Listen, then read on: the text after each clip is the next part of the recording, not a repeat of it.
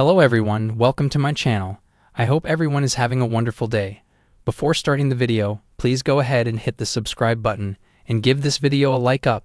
Young and the Restless spoilers for next week tell us Holden Novak, Nathan Owens, makes a bold move with Claire Grace Newman, Haley Aaron. Plus, Victor Newman, Eric Braden, makes an offer he thinks one man can't refuse. And there's more bad news for one of the redheads in Genoa City. We got your latest E&R spoilers for the week of September 22nd. Alright, let's start with the offer Victor makes. Then we'll talk redheads, and we're going to save Holden and Claire for last. Kane Ashby, Billy Flynn, and Victor are facing off. At the moment, Kane has kicked Billy Abbott, Jason Thompson, off of Team Rebellion because he said that Billy is too emotional about his vendetta against Victor. However, Kane may soon ratchet up his own personal agenda against Victor. By the end of this week, Kane will tell Amanda Sinclair, Michelle Morgan, that they're going to move forward with their original plan. The one to launch simultaneous attacks on every major company in town using that sketchy AI program. It's ironic since this past week, Victor was on the phone with somebody promising to take down Billy, Kane, and Jack Abbott, Peter Bergman, all at once. It sounds like they both have plans to launch attacks at the same time, but Victor may be the one who is blindsided by this. Kane has Amanda summon their team of co-conspirators, Phyllis Summers, Michelle Stafford, and Michael Baldwin, Christian Jules Lebling, show up along with Kane and Amanda all ready to get started. When Phyllis gets there, she's concerned about how Billy is going to react to Kane pushing him out of the plan because Billy wanted to be part of it. But Kane tells Phyllis, "Look, Billy Abbott's, Jason Thompson, going to be fine." Kane also says that Billy just had too much emotional baggage and he was a wild card, so he had to go. When Michael shows up to the meeting, he and Phyllis are bickering, which annoys Kane. Michael and Phyllis Summers hush it up and assure their new boss it's fine, they can get along. Kane then warns Michael that this plan is going to involve breaking some laws. However, Kane promises that none of them will get in trouble, none of them will be held accountable, and none of them will have dirty hands. His AI program makes it look like the hack and everything that happens is coming from within the targeted company, not as an external hack. Kane says, executing the plan won't be easy, but the payoff is going to be huge. Michael is surprised that fellow lawyer Amanda is on board with the criminality, but the lady lawyer says, sometimes you've got to work in gray areas for the greater good. After working for Victor for so long in the gray area, Michael assures everybody assembled that he knows how to bend the law. The main problem is that he's there as a double agent and may run back and warn Victor. I'm hoping that Kane is planning to use Michael to funnel false information back to Victor. Kane should expect this, so we'll see if that happens or if Kane has been fooled. Billy throws a tantrum at home after Kane tossed him aside. He then decides to crash the meeting on Kane's train car, and he's mad. Billy is yelling that Kane pushed him out, but then kept Phyllis as part of the team, which is totally outrageous to him. Billy says that Kane doesn't know what he's doing. Next week, the co-conspirators are gone from the train car, and Victor shows up there and asks Kane, "Are you in or are you out?" Victor has some kind of offer for Kane. It may be a new one, or it may be the old one where Victor is threatening to release the info where he alleges that Colin Atkinson, Tristan Rogers, conned that lady out of the inheritance that was the original seed money for Arabesque. That was what Victor was saying he would do if Kane doesn't hand over the AI. When Victor makes this very threatening offer, Kane says he'll think about it, but Victor says, "You need to decide right now because when I walk off this train, my offer to you is off the table." It sounds like Victor still wants Kane to join forces against Jack to destroy J-Bot. Whatever the deal Victor is trying to make, Kane seems like he's considering it. Then again, he may just be letting Victor think that, and Kane already has his mind made up, and a whole counter-strategy to deal with this Victor threat.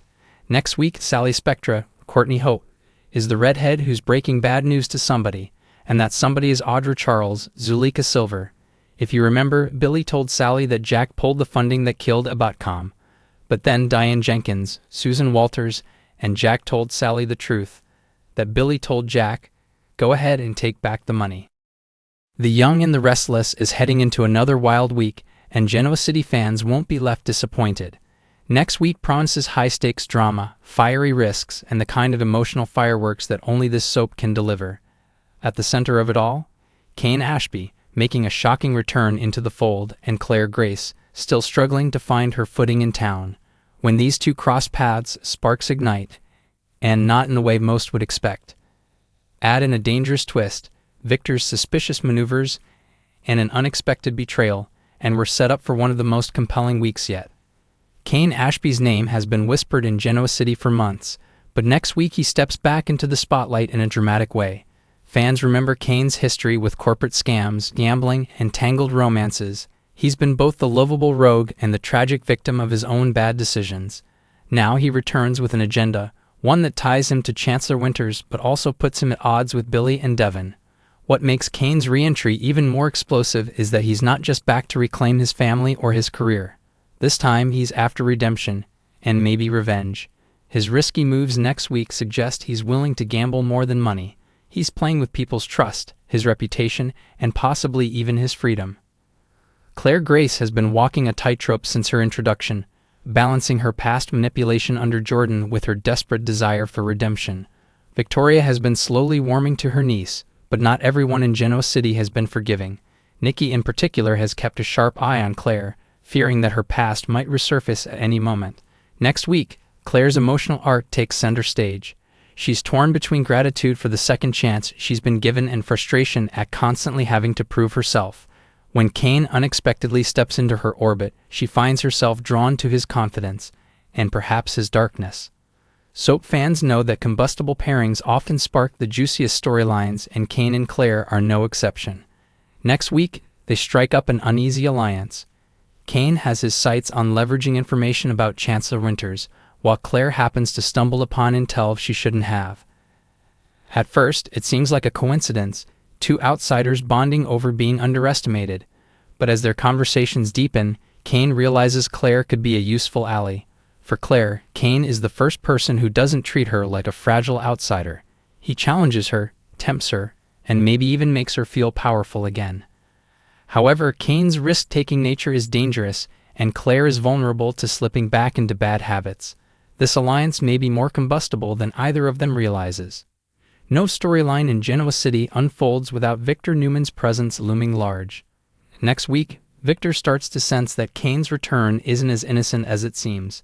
While Victor may not care about Kane's personal life, he does care if Kane interferes with Newman business or Claire's rehabilitation.